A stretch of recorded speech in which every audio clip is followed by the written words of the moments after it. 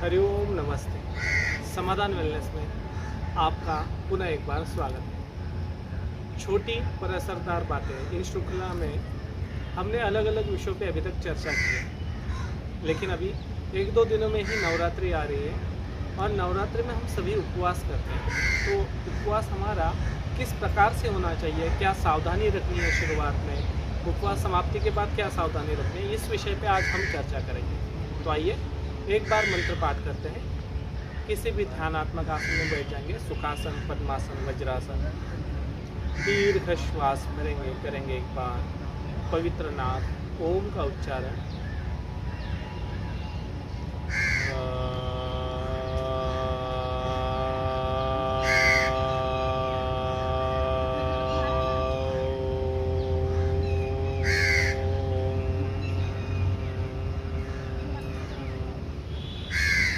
दोनों हाथों को नमस्कार मुद्रा में ले आएंगे। ओम भूर्भुवस्वः तत्सवितुर्वरेण्यं भर्गो देवस्य धीमहि धियो यो नः प्रचोदयात्। सांस भरकर दोनों हाथों को ऊपर उठाएंगे, दोनों हाथों का घर्षण करेंगे, हाथों के ताप को अनुभव करते हुए दोनों हाथों को अपने आंखों के ऊपर रखेंगे। प्रसन्न भाव से, प्रसन्न चित्त से अपने आंखों को खोल देंगे। तो इससे पहले भी मैंने उपवास के विषय में चर्चा की गई है। अभी तक आपने वो वीडियो नहीं देखा है तो मैं डिस्क्रिप्शन बॉक्स में आपके लिंक डाल दूंगा, वो वीडियो ज़रूर एक बार देख लेना है आपसे भी। तो उपवास के बारे में मैंने बताया था कि उपवास हमें क्यों करना चाहिए, इसके लाभ क्या क्या है, अब किस प्रकार से करना चाहिए, इसके बारे में हम थोड़ी सी जानकारी लेंगे जो हमें नवरात्रि में अभी 9 दिन का उपवास करना है उसमें सबसे ज़्यादा लाभ देने वाली है। उपवास जब हम नवरात्रि में करते हैं तो बहुत सारी ऐसी समस्या हमें जिससे गुजरना पड़ता है। किसी को वीकनेस लगने लग जाती है, किसी को गैस की समस्या होने लग जाती है, किसी को कॉन्स्टिपेशन हो जाता है इन्हीं दिनों में। और जहाँ पे उपवास हमें लाभ देने के लिए हम रखते हैं वहाँ पे हमें वही उपवास हानि देना शुरुआत कर देता है। तो इसमें बस उपवास की गलती नहीं है, इसमें हमारी गलती है। तो उस उपवास को किस प्रकार से करना चाहिए इसके बारे में आज हम थोड़ी सी जानकारी समझते हैं। तो सबसे पहले जब हमें उपवास नवरात्रि का शुरू करना है तो हम क्या करते हैं कि कल से उपवास है तो आज तक पूरा पेट भर के खा लो, जो जो खाना है वो खा लो। तो ऐसी बहुत सारी चीज़ें हम करते हैं। जैसे कल से उपवास शुरू है तो आज पूरा पेट भर के खा लो, 2-4 दिन के लिए बंद होने वाला है खाना, तब तक के लिए खा लो। तो ऐसा नहीं करना है। उपवास से पहले ही, जब आप उपवास करने वाले हो उससे 2 या 3 दिन पहले से आपको उसकी तैयारी करनी है। जैसे हम किसी भी कार्य को करने से पहले उसकी तैयारी करते हैं, पूर्व कर्म जिसे कहेंगे। पूर्व कर्म, प्रधान कर्म और पश्चात कर्म, ऐसे प्रकार से 3 कर्म होते हैं। ऐसे उपवास के पहले पूर्व कर्म में यही आएगा कि अगर आप 3 टाइम भोजन ले रहे हो तो उसे धीरे धीरे करके 3 दिनों में पहले 3 टाइम से 2 टाइम पे आए, 2 टाइम से 1 टाइम पे आए और धीरे धीरे अन्न का वर्जित किया जाए धीरे धीरे। इस प्रकार से हमें शुरुआत करनी पड़ेगी, वरना हमारे पेट को समझ में नहीं आ रहा है। अभी तक तो पेट को मिल रही थी 4 रोटी 6 रोटी और हमने अचानक से उसकी रोटी बंद कर दी। तो वहाँ के जो एसिड सिक्रेशन है उन्हें तो आदत लगी हुई है 6 रोटी का। उतना एसिड सिक्रेट होने के बाद उतना भोजन तो हमने दिया नहीं है, या जो भोजन दिया है वो उस प्रकार से नहीं दिया है जो अभी तक हम खाते आ रहे थे। उसमें बदलाव करने की बड़ी आवश्यकता है। इसलिए हमें शुरुआत में 3 दिन पहले से ही हमें उपवास से पहले हमारे भोजन को धीरे धीरे शनै शनै कम करना है। तत्पश्चात और क्या ध्यान रखना है, उन्हीं दिनों में हमें तेलीय, मसाले वाले पदार्थ, तेल वाले पदार्थ, तीखे पदार्थ ये बिल्कुल धीरे धीरे कम करने इन्हीं 3 दिनों में। और भारी भोजन हमें इन 3 दिनों में कम करना है। एक तो ये चीज़। दूसरी चीज़, अब हम उपवास के दरमियान क्या करें। तो उपवास के दरमियान हमने देखा है हम खाते क्या क्या है, तो ये बड़ा ध्यान रखना है। मैंने जैसे पहले वीडियो में भी बताया हुआ है कि 13 प्रकार से उपवास आपको बताए गए हैं। प्राकृतिक चिकित्सा में, आयुर्वेद में उपवास का जो महत्व है वो समझाने की कोशिश मैंने की थी आपको। लेकिन उन उपवास में अभी हमें ध्यान रखना है कि हमें क्या खाना चाहिए। जब हम उपवास रखते हैं हम चिप्स खाते हैं, मूंगफली तेल में फ्राई करके खाते हैं, आलू तेल में फ्राई करके खाते हैं, और बहुत सारी ऐसी चीज़ें हैं जो भारी और गरिष्ठ भोजन में आती है जो हम उपवास के दरमियान आज के युग में खा रहे हैं। बल्कि मैंने बताया था पहले वीडियो में भी कि उपवास में हमें यही ध्यान रखना है कि हमें हल्का भोजन लेना है। तो उपवास के समय हमें कोशिश करनी है कि जैसे हम आलू खा रहे हैं तो आलू को फ्राई ना करते हुए बस उबाल के खाया जाए। हम उसमें बहुत नमक यूज़ करते हैं, तो नमक कम से कम इन 9 दिन के दरमियान हमारा अगर नमक कम होता है तो वो ज़्यादा फ़ायदा करेगा, क्योंकि नमक हमारे बॉडी में पानी को एब्जॉर्ब करने के लिए यूज़ किया जाता है और ब्लड प्रेशर को कंट्रोल रखने के लिए हमारी बॉडी उसे एक्सेप्टेबल करती है, ये काम करती है। तो कई लोगों को ये समस्या आती है कि उपवास के दरमियान जब नमक कम कर देते हैं तो ब्लड प्रेशर उनका लो होने लग जाता है, और अगर ब्लड प्रेशर जिनका हाई है वो अगर इन नवरात्रि के दरमियान अगर नमक को छोड़ते हैं तो उनका ब्लड प्रेशर की जो समस्या है, हाइपरटेंशन की जो समस्या है, वो बहुत जल्दी कंट्रोल में आएगी और आपको बहुत ज़्यादा उसका लाभ मिलेगा।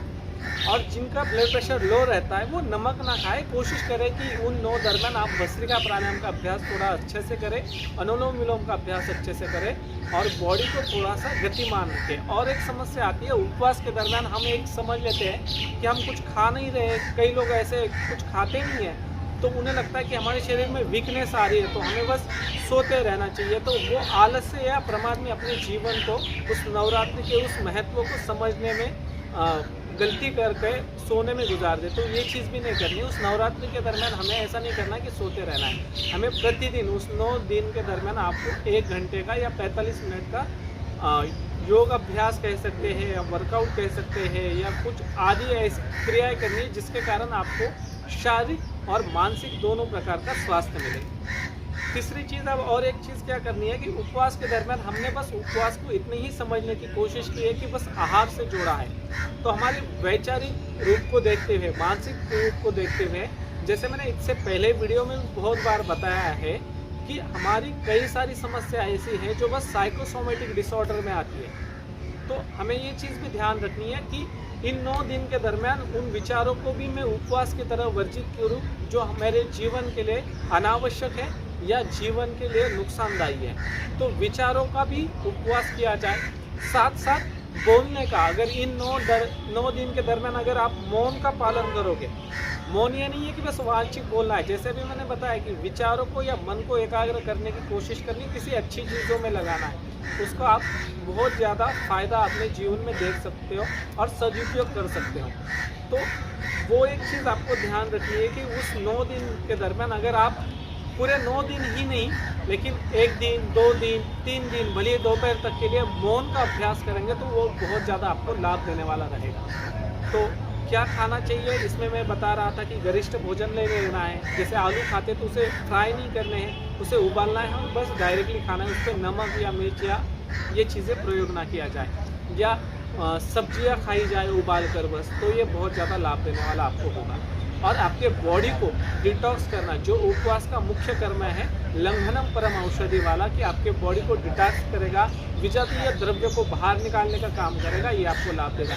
साथ साथ अगर इन्हीं 9 दिन के दरमियान आप प्राकृतिक चिकित्सा या आयुर्वेद का सहारा लोगे तो और घर ही घर कुछ चिकित्सा कर सकते हैं। जैसे इस नवरात्रि के दरमियान आप सुबह उठकर अपने बॉडी को मसाज करते हुए तिल के तेल से मसाज कर थोड़ा सा धूप स्नान किया जाए तो आपके शरीर में जो D3 B12 की कमी है उसे भी आप पूरा कर सकते हो।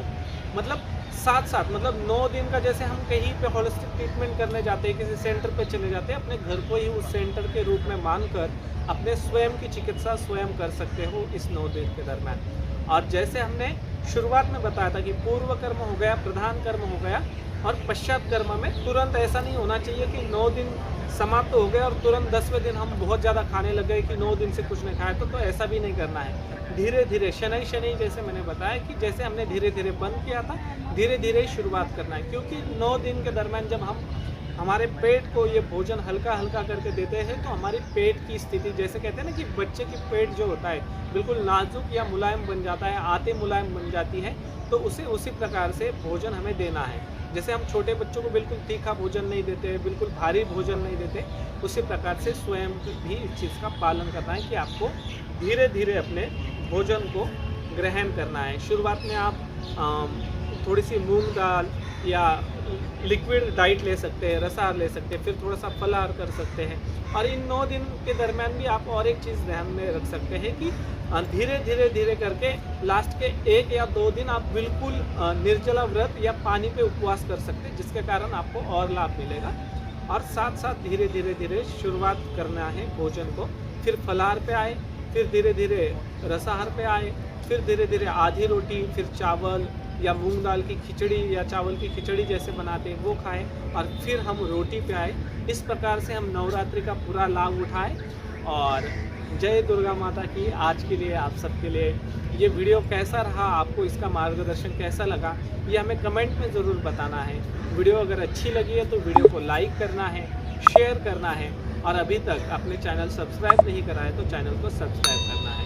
छोटी पर असरदार बातें, ये जो श्रृंखला शुरू हुई है ये आपको कैसे लगती है आप मुझे कमेंट में ज़रूर बताएं। आप सब वीडियो देखते हैं लेकिन अभी तक कमेंट नहीं कर पाते हो उतनी, तो सभी कमेंट करें तो मैं ऐसे वीडियो रोचक जानकारी आपके लिए ला पाऊँ।